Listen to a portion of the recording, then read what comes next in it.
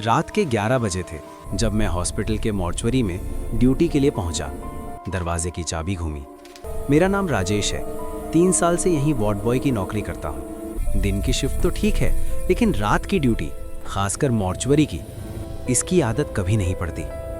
Basement में उतरते ही सर्दी महसूस होती है। एसी तो चलता ही रहता है बॉडीज को प्रिजर्व करने के लिए, लेकिन यहाँ की ठंडक अलग किस्म की होती है जो हड्डियों तक उतर जाती है।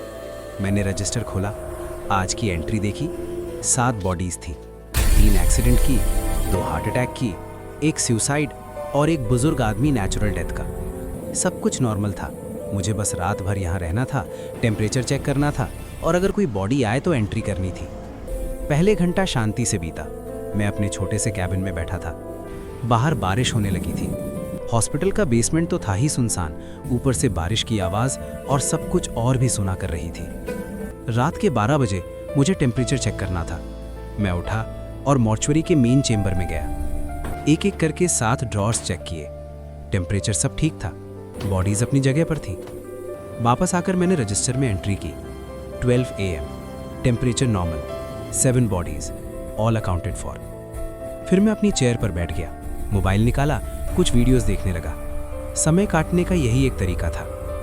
रात के 1 बजे के करीब दूर से किसी नल की टप टप, मुझे एक अजीब सी आवाज़ सुनाई दी, पानी टपकने की आवाज़। लेकिन यहाँ तो कोई नल नहीं था। मैंने ध्यान से सुना। आवाज़ मॉर्चुरी चेंबर से आ रही थी। मैं उठा और बाहर गया। चेंबर में सब कुछ शांत था, लेकिन फर्श पर पानी की कुछ बूंदें थीं, ड्रॉअर नंबर 4 के नीचे। ये कैसे हुआ? मैंने सोचा, शायद एसी से पानी टपक रहा है। मैंने पोंछा लगाया और वापस कैबिन में आ गया। लेकिन अब मुझे नींद नहीं आ रही थी। कुछ अजीब सा लग रहा था। मैंने फिर से रजिस्टर देखा। 7 बॉडीज की एंट्री थी, सब ठीक था। रात के 2 बजे मुझे फिर टेम्परेचर चेक करना था। मैं उठा, लेकिन इस बार मेरे कदम अपने आप रुक गए। सांस रुकी, क्योंकि मॉर्चुरी के चेंबर से एक आवाज़ आई, किसी की हल्की, बहुत हल्की सिसकियों की आवाज़। मेरी रीढ़ में सिहरन दौड़ गई। नहीं, ये मेरा वहम है, मैंने खुद को समझाया। बॉडीज तो मर चुकी हैं, वो रो नहीं सकती। लेकिन आवाज़ फिर आई, रुआंसी सिसकी। मैंने हिम्मत की और चेंबर में गया। टॉर्च जला दी। एक एक करके 7 ड्रॉर्स को देखा, सब बंद थे। शायद मुझे सच में वहम हो रहा था। मैं वापस मुड़ा तो धड़कन तेज। ड्रॉअर नंबर 4 थोड़ा सा खुला हुआ था, बिल्कुल थोड़ा सा, जैसे अंदर से किसी ने धक्का दिया हो। नहीं, ये पॉसिबल नहीं है। मेरे हाथ कांप रहे थे। मैंने धीरे से ड्रॉअर को पूरा बंद किया, लॉक चेक किया, सब ठीक था। वापस कैबिन में आकर मैंने पानी पिया। हाथ अभी भी कांप रहे थे।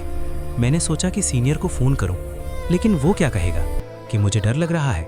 नहीं, ये तो बिल्कुल बेइज्जती होगी। मैं चुपचाप बैठ गया। मोबाइल में कोई कॉमेडी वीडियो लगाई ताकि मन हल्का हो, लेकिन कंसंट्रेशन नहीं थी। रात के 3 बजे अचानक बिजली चली गई। सब कुछ अंधेरा। इमरजेंसी लाइट जली, लेकिन वो इतनी मध्यम थी कि बस धुंधला सा दिखता था। जनरेटर स्टार्ट होने में थोड़ा समय लगता था। मैं अपनी जगह पर बैठा रहा। अंधेरे में दिल जोर जोर से धड़क रहा था। और तभी मॉर्चुरी चेंबर से एक आवाज़ आई, जैसे कोई ड्रॉअर खुला हो। नहीं नहीं नहीं नहीं, मैं बड़बड़ाया। मोबाइल की टॉर्च जलाई और बाहर देखा। ड्रॉअर नंबर 4 पूरा खुला था। दिल की धड़कन कानों में गूंजी। मैंने टॉर्च की रोशनी उस तरफ की। अंदर बॉडी लेटी थी, एक आदमी की, 40-45 साल का। एक्सीडेंट में मरा था, रजिस्टर में लिखा था। लेकिन उसका सिर थोड़ा सा घूमा हुआ था। पहले सीधा था, अब बाईं तरफ झुका था। बॉडीज हिल सकती हैं रिगर मॉर्टिस की वजह से, मैंने खुद को समझाया। मेडिकल ट्रेनिंग में पढ़ा था, लेकिन इतनी जल्दी। मैंने ड्रॉअर बंद किया, इस बार जोर से, और डबल लॉक लगा दिया। जनरेटर स्टार्ट हो गया, लाइट्स वापस आ गईं। मैं तेज़ी से कैबिन में आया और दरवाज़ा अंदर से लॉक कर दिया। अब बस सुबह का इंतज़ार था। 4 घंटे और, बस 4 घंटे। मैंने रजिस्टर फिर से देखा, कुछ करने को चाहिए था। एंट्रीज सब ठीक थी, 7 बॉडीज, टेम्परेचर रिकॉर्ड्स। रुको, रजिस्टर के अगले पेज पर एक एंट्री थी जो मैंने नहीं की थी। Body number 8, Rajesh Kumar, age 29, time of death 7 AM, 8 नवंबर। आज 7 नवंबर थी, कल 8 नवंबर होगी, सुबह 7 बजे।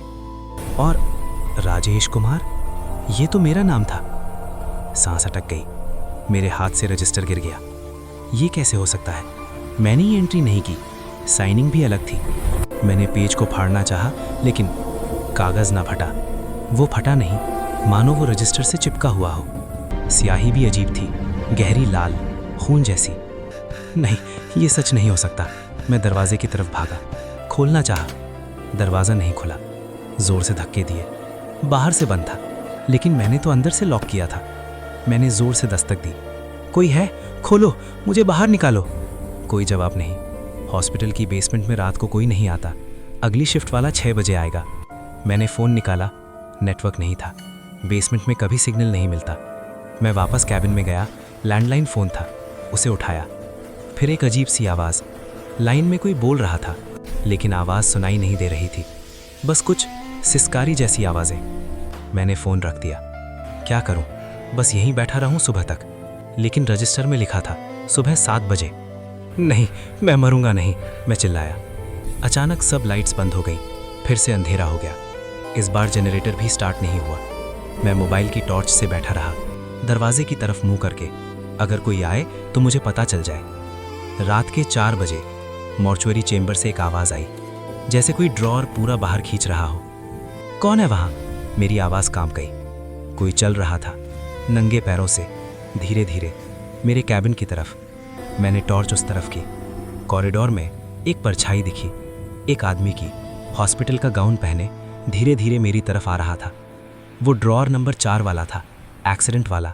उसका चेहरा आधा कुचला हुआ था, एक आंख बाहर लटक रही थी।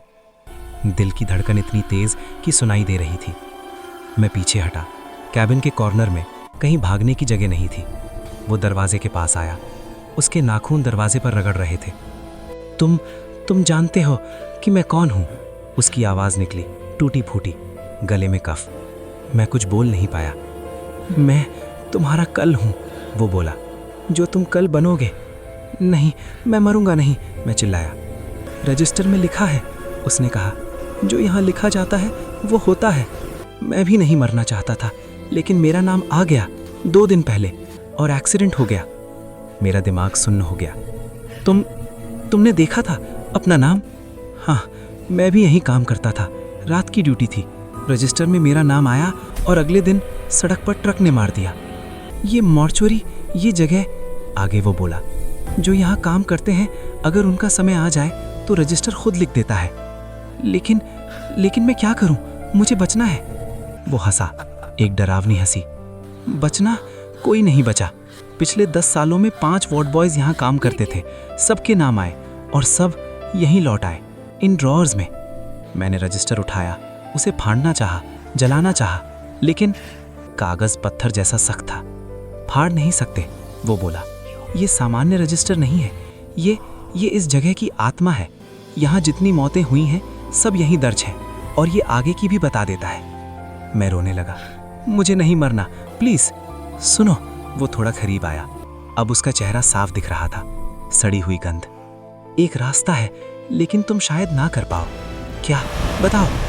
किसी और का नाम लिखो रजिस्टर में, अपने नाम की जगह। जिसका नाम लिखोगे वो मरेगा, तुम बच जाओगे। नहीं, मैं ये नहीं कर सकता।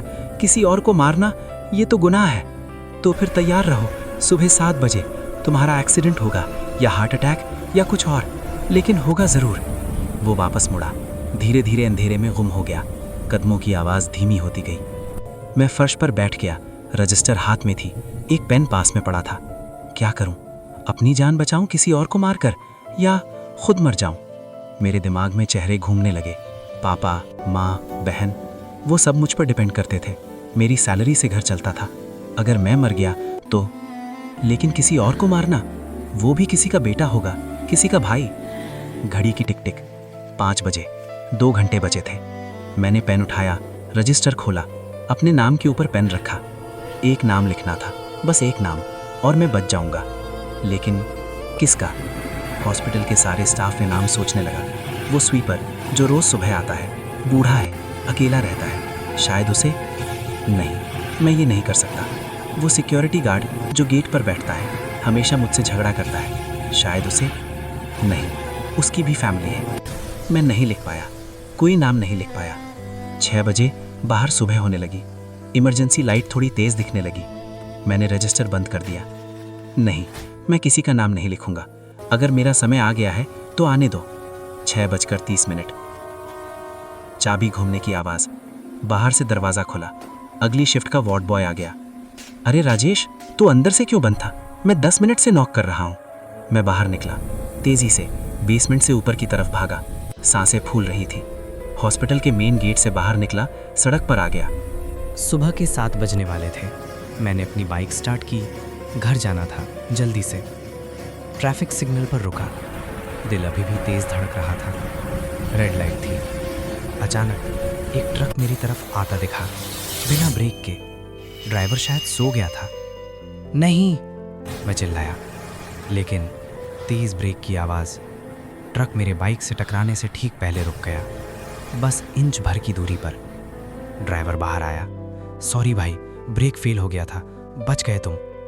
मैं कांप रहा था। ये वो एक्सीडेंट था जो होना था, लेकिन नहीं हुआ। मैं घर पहुंचा। दरवाज़ा खोला तो माँ सामने थी। इतना कांप क्यों रहा है? उसने पूछा। ठीक है ना? हाँ माँ, बस थक गया हूँ। मैं कमरे में गया। रजिस्टर की बात सोच रहा था। अगर मैं किसी का नाम नहीं लिखा तो मैं बच कैसे गया? अगले दिन हॉस्पिटल गया। सीनियर से मिली। सर, मुझे मॉर्चुरी से ट्रांसफ़र चाहिए, कहीं और लगा दीजिए। क्यों, क्या हुआ? मैंने सब कुछ बताया। रजिस्टर, बॉडी, वो आदमी, सब कुछ। उसने रजिस्टर मंगवाया। पेज खोला। मेरा नाम वहाँ नहीं था। हैरानी। एंट्री खत्म हो गई थी, जैसे कभी थी ही नहीं। राजेश, तुम्हें स्ट्रेस हो गया है, छुट्टी ले लो कुछ दिन। लेकिन मुझे पता था कि मैंने क्या देखा था वो सच था।